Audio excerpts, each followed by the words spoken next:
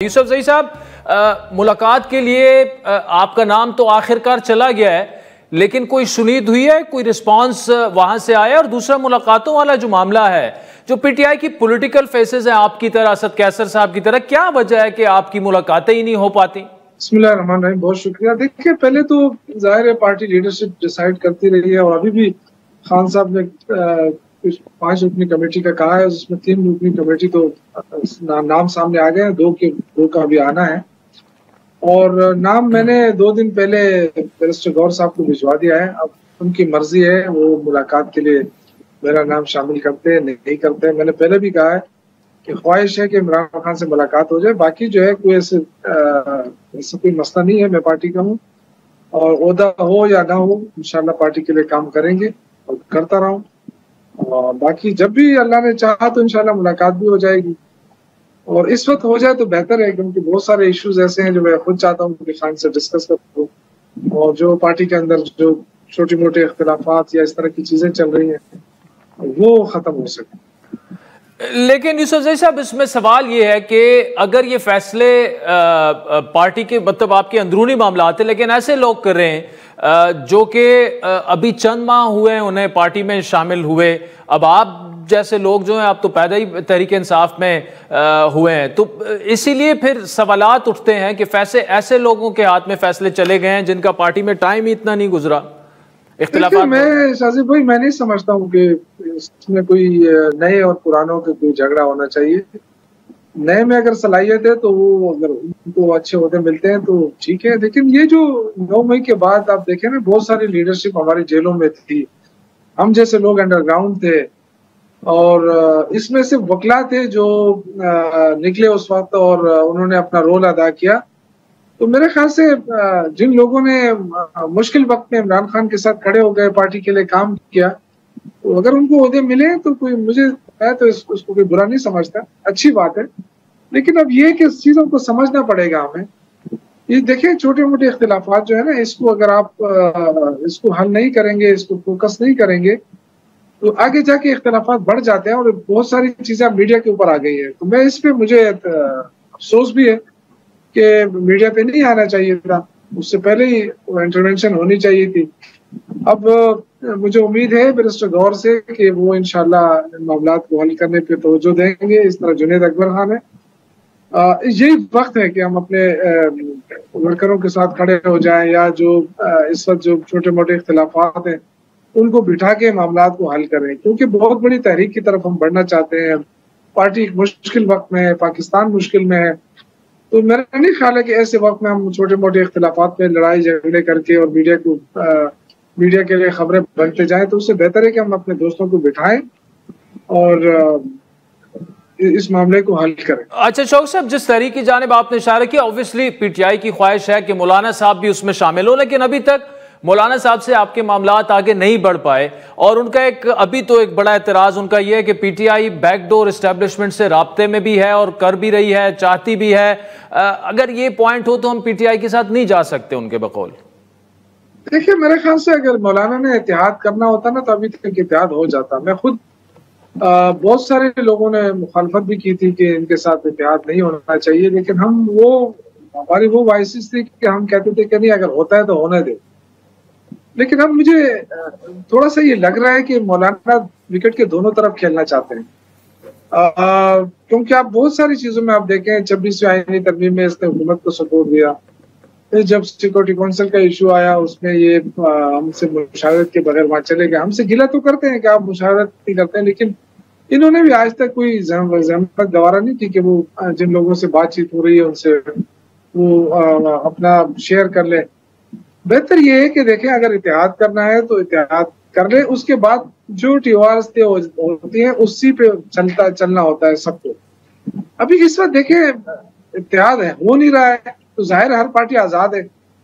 कभी वो अली अमीन का डापूर साहब के बयानात के ऊपर एतराज होता है उनका, तो ये देखिए, तो डी खान की सियासत एक अलग सियासत है।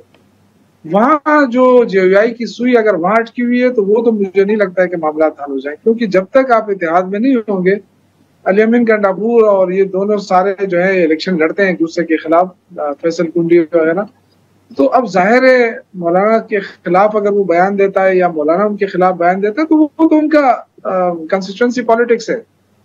लेकिन मैं समझता हूँ कि अगर मौलाना इत्तेहाद के लिए आ जाते हैं तो उसके बाद अली अमीन गंडापुर हुआ या दूसरे लोग हुआ, वो सारे पार्टी की पॉलिसी को फॉलो करेंगे और पार्टी के जो भी स्टांस होगा वो उसको फॉलो करेंगे, तो वो फिर उसके एम्बेट में आ जाएंगे।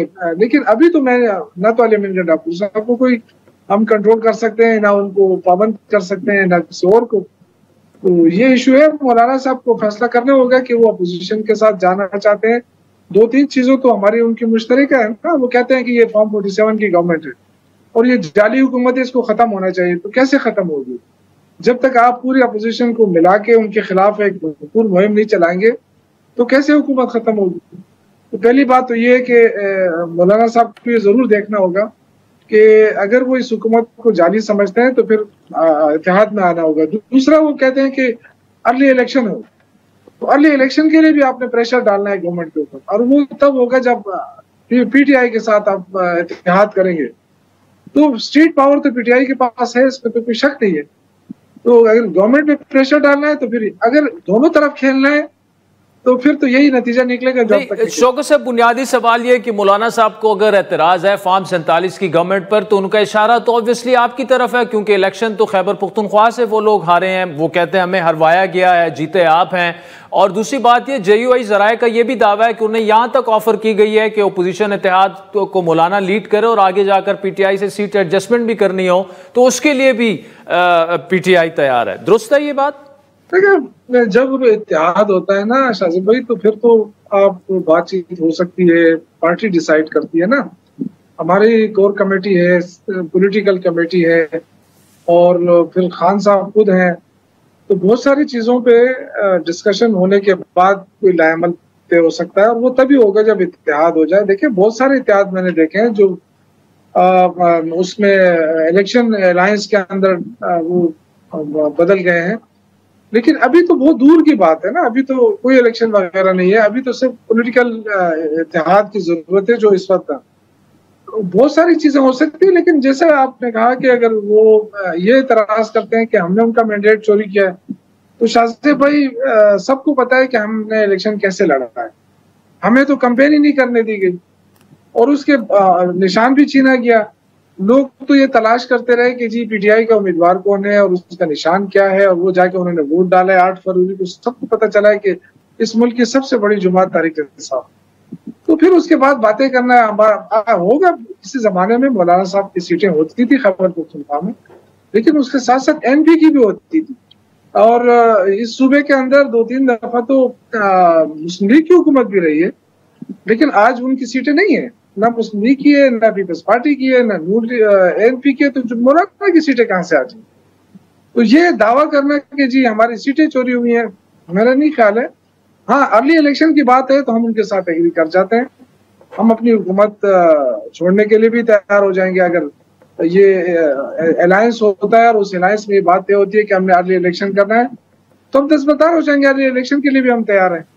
लेकिन ये जो है ना, इस तरह उनकी तरफ से सिर्फ इल्जामात की सियासत करना और ये कहना कि जी हमारा मैंडेट हमने चोरी किया है, हमने तो देखे, हमने तो किसी के कंधे पे सवार होकर आए ही नहीं है। जो आए हैं वो सबके सामने है, और उनके पास फिर इतना इख्तियार भी नहीं है कि हमारे लोगों को जेल में मुलाकात करा सके। शौकत साहब, एक चीज क्लैरिफाई कीजिए, आप ये जो कह रहे हैं अर्ली इलेक्शन के लिए KP हुकूमत छोड़ने के लिए आप तैयार हैं, लेकिन इससे पहले पंजाब और KP की हुकूमतें आपने खत्म की और सियासी तौर पर ये ब्लंडर साबित हुए ये फैसले आपके लिए। शाहजेब भाई, आप मेरी बात शायद मैं कन्वे नहीं कर सका। इसका ये मतलब नहीं है कि हम हुकूमत तोड़ के आ जाते हैं। मैंने कहा जब ये प्रेशर डलता है ना इलेक्शन, अर्ली इलेक्शन के लिए, तो मतलब ये कि जाहिर है अगर हम अर्ली इलेक्शन का डिमांड करेंगे तो बीच में हमारी हुकूमत भी जाएगी ना।